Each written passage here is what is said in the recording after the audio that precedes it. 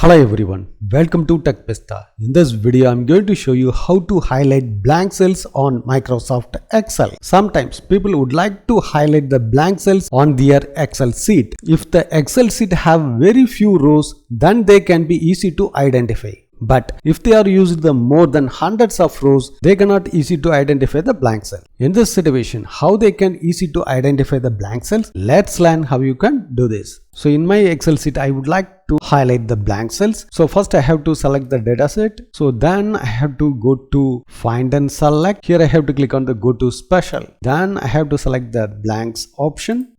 Then click OK. Now highlighted the blank cells. Select the colors. Now the blank cells are highlighted. But the problem is if I enter the value for the blank cells, the color will not go away. So we have to make the dynamic for this process. So first we have to revert the changes. So now we have to select the conditional formatting. Then we have to click on the new rule. It will be open the new formatting rule. Then you have to select the format only cells that contain option.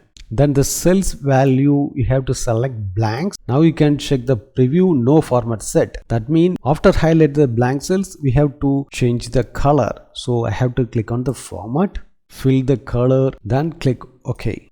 So now you can check it out the preview color set. Then you have to click on the OK. Now we can check it out.